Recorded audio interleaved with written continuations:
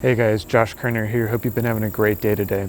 Fuji's just released the X-T3. Now, the X-T2 was a fantastic flagship for them for a while. The XH1 is, of course, now, and the IBIS that they bring to the table with that new body and form factor is superb. The feature set, the 200 megabits per second in video for 4K, great.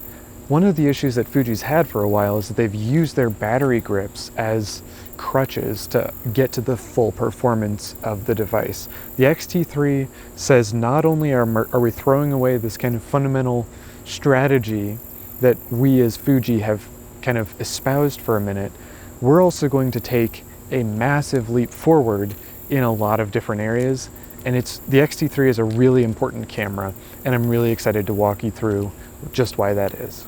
Before we dive too deeply into the X-T3, I kind of want to walk you through the APS-C marketplace for a minute. M50 from Canon, great cameras, 6500, 6300. There's a lot of great cameras in the APS-C marketplace right now. Before we go too much further, I would love it if we could hit 2,000 likes on this video.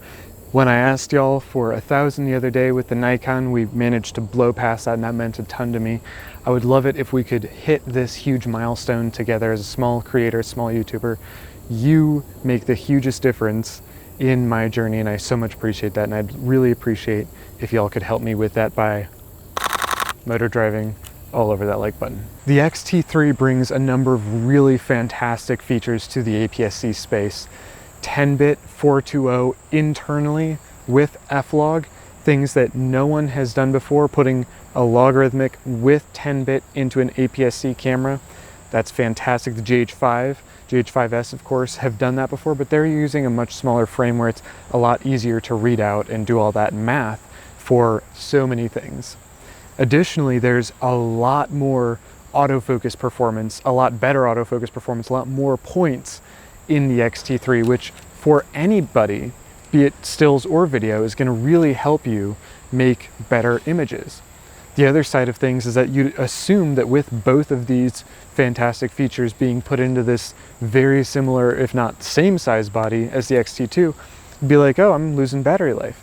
Well, Fuji has actually managed to get you better battery life with a 3.69 million dot LCD or EVF, which is on par with the EOS R, the Z6, Z7 from Nikon, A7R3, and the A9. So this is a very professional grade EVF. And finally, for the very top line specs, 30 frames per second in a very small bit of a crop mode, electronic shutter 16 megapixels, 30 frames a second. And there are so many different modes you can drop this into with your shutter. It's an incredibly flexible device for both stills and video. Apart from these very top-line specs that really have driven the X-T3 to a unique position in the market, they're also bringing it in $1,500 price point. That's very nearly where the 6500 came in. Now, that's incredible value for money.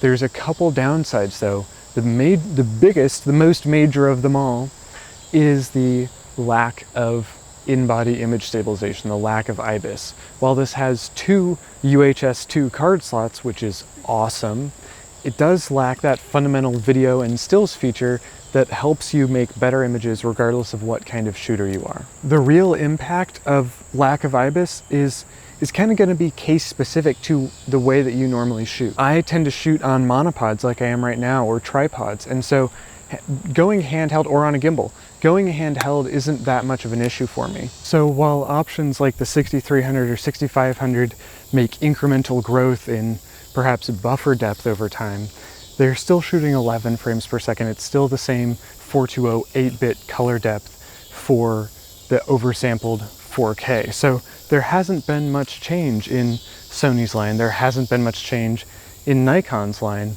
or in Canon. So this is a big leap forward, not only for Fuji, but for the APS-C segment. Now all the manufacturers are going to be pressured to up their game a little bit, offer a lot more value in the APS-C world if they want to compete with Fuji on a level playing field, which is going to be difficult because Fuji has really knocked it out of the park with this one. So from a perspective that's thinking about, you know, the usability of this camera, you can use it incredibly well, okay.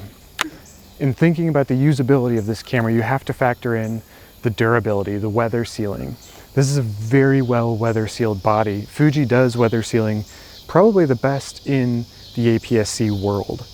So you know that when you take it out and it's bucketing down rain, you drop it in the mud, don't do that intentionally. It's probably going to be fine, definitely going to be fine in the rain with a good weather sealed lens. The high frame rate modes make it ideal for, and improved AF, ideal for wildlife and sports shooters, especially with some of Fuji's recent additions to their telephoto lens lineups. The 2 more megapixels, the X-Trans color science, although difficult to work with in Lightroom, both are elements that, in addition to Fuji's recent wide-angle lens additions to their lineup, the 8-16 in particular, help really push this forward as a landscape camera as well. And that's completely obfuscating, for moments merely, the fantastic video functionality. So if you are going to be locked off when you're shooting video, the X-T3 could offer incredible value for you when you record in not HEVC and long GOP formats, which will be very hard on your machine in 10-bit. For movie recording, it is preferential. It is probably better for your machine's sake to record your 10-bit in all-I, because you're kind of stuck with HEVC, H.265, which isn't the best compression for your computer.